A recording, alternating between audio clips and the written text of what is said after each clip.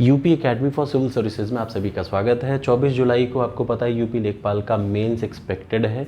और अगर बात करें उसके लिए करंट अफेयर्स कितना तैयार करें, तो सबसे पहले मैं आपको बहुत साफ साफ बता दूं कि बहुत ज़्यादा मत पढ़िएगा, काम का पढ़िए। तरीका है, सोर्स है, कहाँ से क्या करना है मैं 2 मिनट में बता देता हूँ। देखिए 24 जुलाई को पेपर है, ठीक।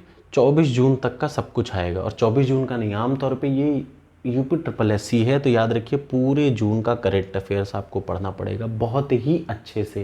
याद रखिए बहुत ही अच्छे से का मतलब 1 से लेके 15 जून तक का करंट अफेयर्स में से आपको 2 से 3 क्वेश्चन दिखेंगे। यही एक सेट तरीका होता है UPSSC का। और यूपी का खास तौर से याद रखिएगा कि बहुत एक्स्ट्रा आपको नहीं पढ़ना, कम में बहुत अच्छा पढ़ना है। जैसे जून से आपको मिलेगा 1 से 15 जून के बीच का 2 से 3 करंट अफेयर्स मिल जाएगा।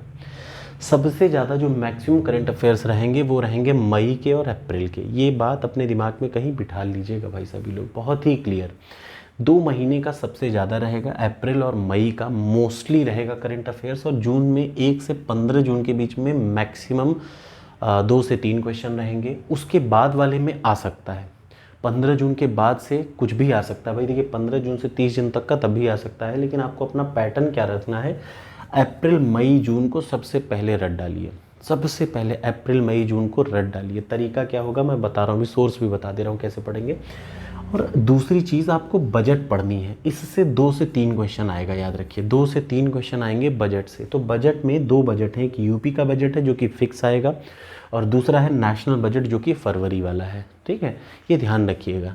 तो यूपी के बजट से और नेशनल बजट से क्वेश्चन जरूर आएगा, इस चीज़ का खास ख्याल रखिएगा। तो आपको ये अलग से एक छोटा, और इसमें कोई डिटेल नहीं पढ़ना, इसमें बिल्कुल भी डिटेल नहीं पढ़ना, इसमें सिर्फ आपको डेटा पढ़ना है, कितना रुपए कहाँ से आता है, क्या कहाँ जाता है, बहुत ही क्लियर सा डेटा। मतलब ऐसा आपको कहीं से समरी निकालिए, नहीं तो मैं खुद ढूंढता हूँ और मैं आपको पढ़ा दूंगा। यूपी का बजट अगर आप में से बहुत सारे लोग अगर चाहेंगे तो यूपी का बजट मैं आपको पढ़ा दूंगा, सिर्फ उतना जितने से आपके क्वेश्चन फंस जाएंगे। जो भी आएगा वो उसी से आएगा, उससे ज़्यादा नहीं आएगा, ठीक है। तो करंट अफेयर्स आपको पढ़ना है 4 महीने का, लेकिन उनमें से भी सबसे ज़्यादा आपको अप्रैल मई जून का पढ़ना है। याद रखिए अप्रैल मई जून का, ये होगी आपकी करंट अफेयर्स की स्ट्रैटेजी। इससे ज़्यादा बिल्कुल पढ़ने की ज़रूरत नहीं है। अब जो इंग्लिश मीडियम वाले हैं, मैं आपको अभी शाम तक में इंग्लिश मीडियम वालों को शाम तक में मैं आपको 2 PDF दे दूंगा अप्रैल और मई का, ठीक है। अभी चूंकि आज 1 जुलाई है तो कल परसों तक जून का आ जाएगा। तो आज अप्रैल मई और जून, ये 3 महीने का मैं आपको इंग्लिश मीडियम वालों को 3 महीने का करंट अफेयर्स में दे लूँगा।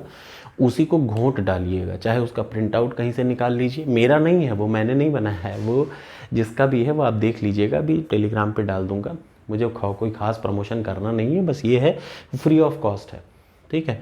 मैं अभी निकाल के टेलीग्राम पे डाल दूंगा, आप देख लीजिएगा। उतना ही रट डालिएगा, उसी से आएगा, कुछ एक्स्ट्रा नहीं आएगा, ठीक है। अब रही बात कि हिंदी मीडियम वालों के लिए, तो मैं देखता हूँ कि कहीं अच्छा हिंदी मीडियम का कोई कंटेंट मिल जाए तो भी मैं 3 महीने का डाल दूंगा। मार्च का मैं क्यों रोक रहा हूँ, याद रखिए जब आप ये 3 महीने का अच्छे से रिवाइज कर लीजिए। सबसे पहले याद रखिए करंट अफेयर से ही आप पास होते हैं, फेल होते हैं, ठीक। और अगर मार्च का आपको मौका मिल जाए तो मार्च का पढ़ लीजिएगा, इंपॉर्टेंट क्वेश्चन मार्च का पढ़िएगा, सब नहीं पढ़ना, ठीक है।